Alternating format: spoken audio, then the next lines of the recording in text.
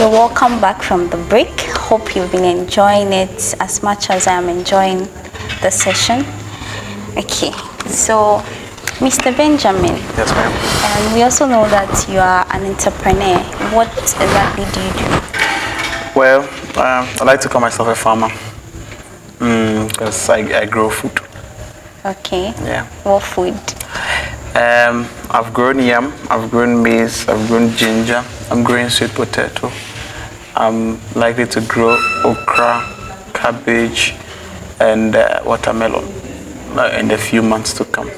And I'm a farmer. Whatever I can grow on the earth, I'm happy to plant it. Wow. Yeah. So when did that start? Did it start right after uni or? No, that started in 2018 when I left Global FM. My intention was to go and focus on my agriculture, and then, quote unquote, a better option presented itself. So I went back into the media fraternity. But I think whatever I do, I'll farm. Whatever I do on this earth, I will continue to farm. Because I love the fact that I produce what I eat, and also that I produce to feed somebody somewhere. I'm happy about that. That gives me some form of fulfillment. I also believe that will give me some wealth. Okay. Yes. So you sell some of the things? Oh, I do. Oh, I produce not just for personal consumption. I sell mainly. So wow. I've done about 7 acres of maize to sell, 2 acres of ginger to sell. I've done 2 acres of yam to sell. I'm doing 12 acres of sweet potato now with a few friends to sell. We have oil palm at Nkwanta as well. That's also to sell. So we are producing mainly to feed the world. Okay, that's amazing. Okay, so with the farming, do you plan on expanding it? Absolutely. Okay. Absolutely. I'm hoping that, the company is called Bahati Farms. Okay. I'm trusting that give us 4 or 5 years from now, we possibly should have one of the largest farms in the Volta region, if not in Ghana. Yes, we are trusting God for that. Wow. We are hoping to get about 1,000 acres of sweet potato, orange fresh sweet potato, because it's a very nutritious vegetable. Potato is classified as a vegetable. It has what we call carotene, that which is found mostly in carrot, but more richer in sweet potato, and very good for the eyes, and also very healthy for babies. There is a baby food that could only be produced from either sweet potato or maggots. Okay. And a lot of mothers would prefer to use sweet potato instead of maggot because of the connotation that comes with it. Oh, we are eating gomi. You understand? So sweet potato provides a very healthy alternative. Unfortunately, we are not producing enough of it to invest in that baby food for our population.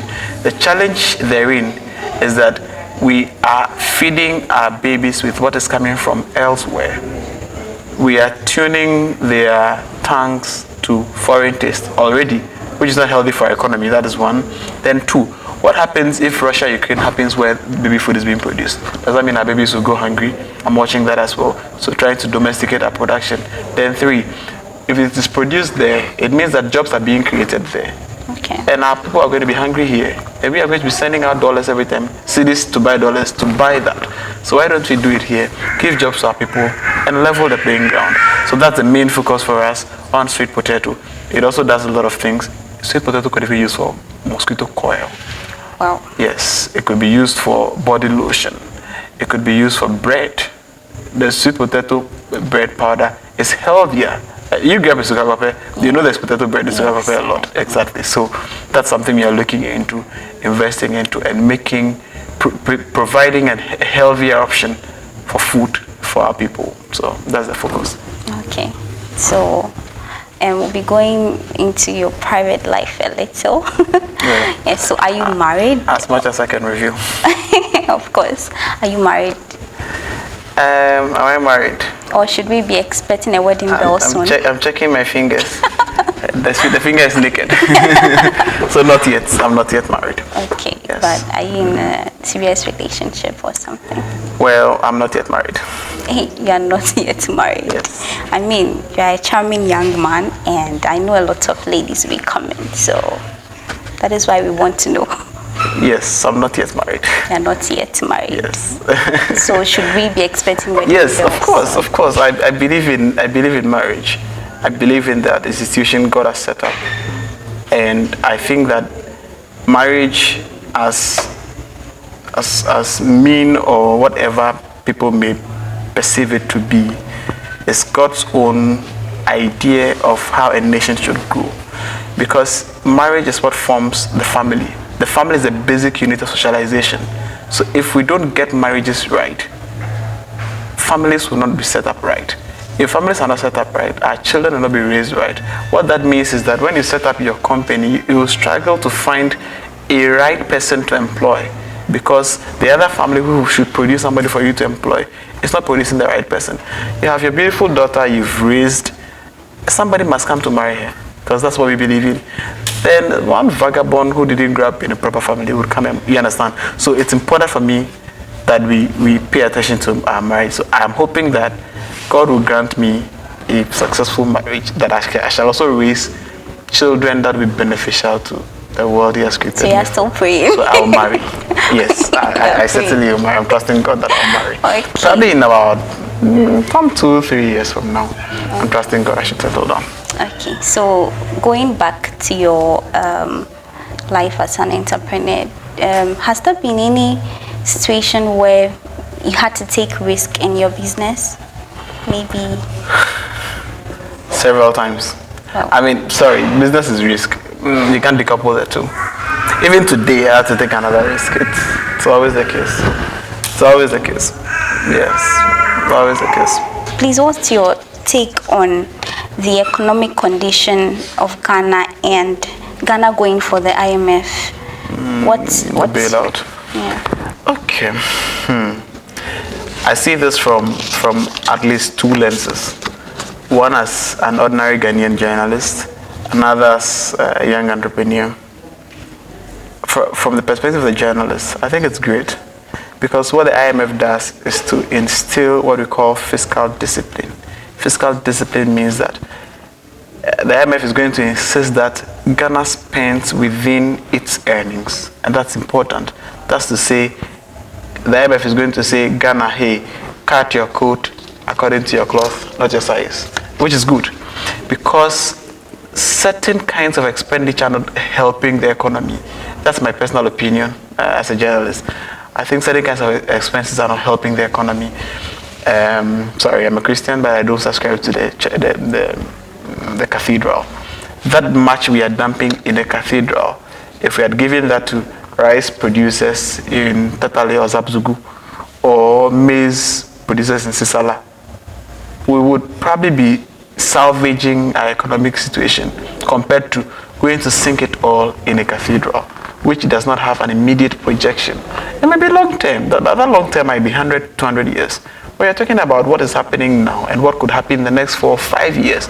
Shall we die because of a cathedral? No.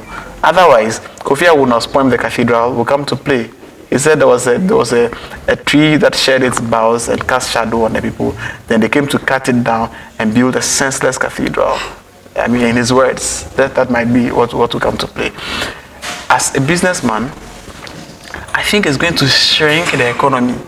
What that means is that, see, a lot of government is the highest spender in the country. So government spending money means that people are going to get money and pay other people. So let's say they pay contractors, they'll pay the laborers. The laborer will go and give the money to the wife will go to the market, pay the okrosala. Okrosala will get money and give to the child to go to school. They'll pay the teacher. The child will pay the one who sells food on the campus. So that's how the money will circulate in the economy. Once the IMF comes and restricts such expenditure, you see that all of this flow I've just mentioned are going to cease at a point. What that means is that purchasing power is going to decline. If purchasing power declines, production is going to decline because demand will go down and supply will go down in tandem. If supply goes down in tandem, industry cannot continue to pay idle labor. So they'll let go of people, which is something we spoke about at E-Levy as well. If you are taxing people's earnings, somebody's money in his pocket, you're taxing the money. I had 100 cedis. I could have bought, say, a bag of rice with it. But before I want to pay for that, you've taxed it. And I can't buy that bag of rice anymore. Means that the rice is going to stay there and there'll be a glut. If there's a glut, it means that the rice producer cannot continue keeping the labor who's producing that amount of rice. So they'll let go of people. If they let go of people, there'll be more hungry people in the house. You understand? So the ripple effect is high. So the same thing we've done with the e-levy. It's the same thing you're going to suffer with the IMF. Why didn't you go early enough?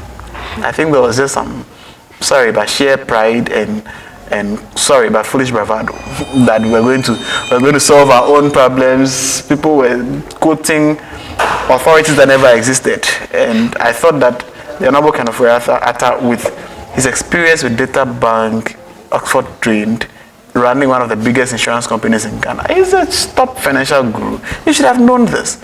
You couldn't talk the economy into recovery. You should have known this. Now we are all here. We are going to suffer the way we suffered under Mahama, possibly even worse, because the IMF gave us some money for COVID recovery, which we mismanaged and failed to account for.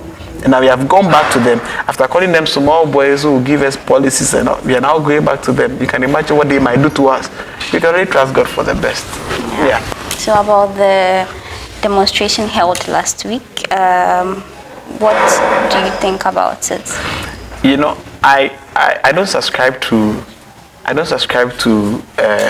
the issues about toppling the government or coup d'etat, but I think the country is sitting on a time bomb.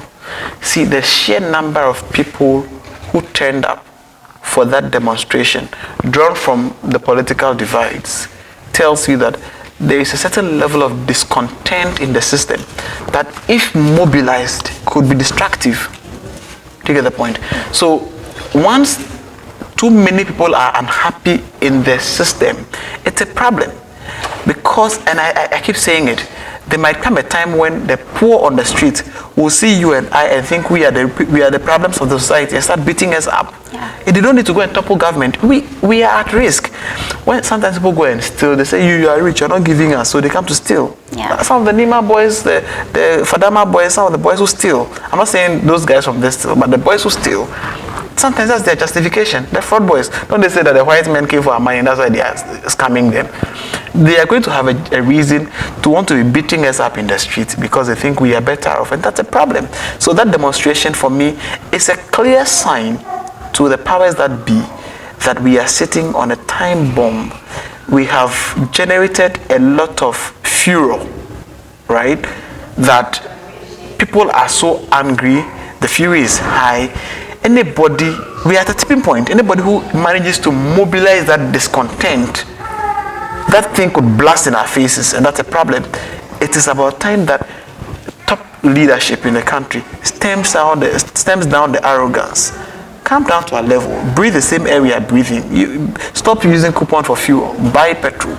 You understand. When you buy diesel, you understand. When you pay trotro fare, you understand how the people are feeling. So for me, that's a great sign to tell the country, tell the leadership that we are on a time bomb. It may get worse if you're not careful. So they should take heed. The Kumipeku demonstration led by Nana Dankaku-Fuado, Reku Broby and the likes at the time against VAT is what we have seen now.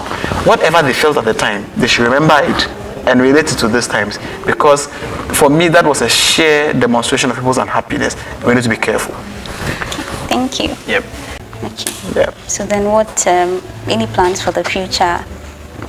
Plans for the future? Yeah. Okay.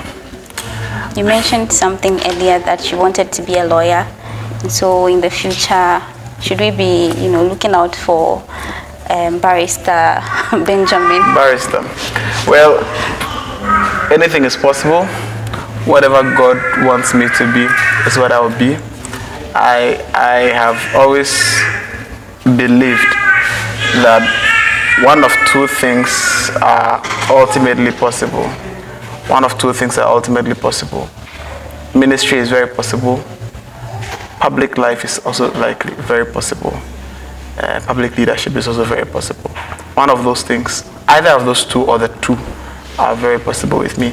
I like to focus on what the ultimate is, because I believe that God can change the route to get there.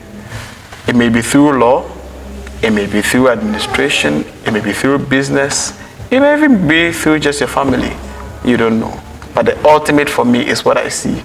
And what I see, one of those two things or the two are possible. So I like to keep it at that. Okay. Okay, so before you go, is there any advice you'd like to give to young people like us? You know, sometimes, or in our world, in our today world, you know, a lot of young people are facing a lot of things, and sometimes they feel like giving up. You know, what advice would you have for them? Okay, before I give my advice, I think I successfully avoided a question you really wanted answers to. Okay. Do you really want that answer? Yes, we can move on. You really want the answer? Yeah. We can talk about that, right? Oh, sure. Yeah, okay with that one. Okay. So the advice. All right. Honestly, I don't think I'm actually in a position to even be advising anybody. Maybe not yet, but I can share this that I know for myself, that nothing is too difficult. Nothing is too difficult. If it's been brought your way, it's because you can deal with it. I think that has guided me, that has helped me. Because our means words, it's been tough. Our means words, it's been tough. But I think God brought it my way because He knew I could deal with it. That's why I didn't take it anybody else's way. But that also prepares you for something. You know the story of Joseph. How Joseph had to go through a lot, but he had the certain destination God had for him. You know, so because of what God had prepared for him, the journey had to be tough. He must learn from it. And time and again, we've seen that in the Bible, time and again. And sorry if I refer too much to the Bible, but I think that whatever it is that comes your way, take it as a preparation for an ultimate goal. And God is the master planner, is the author and the finisher. He has a certain reason why that is coming your way. Pray about it and smile through it. You see the reason someday. Yes, so I think that's basically going to be my advice. Whatever it is, it's always saleable. There's nothing unsaleable. Even Jonah, right? Even Jonah was swallowed, but was brought out. How possible was that? Nobody thought that was possible, but it happened in the Bible. So yes, a lot of things are possible. Okay. Yes. Thank you so much, Mr. Benjamin. Great pleasure. It's been wonderful having you here. All too soon, our one-on-one with Mr. Benjamin Aklama has come to an end. And like he said, there is nothing too hard for you. You can always achieve it once you are determined. Till another time next week. Thank you so much for watching.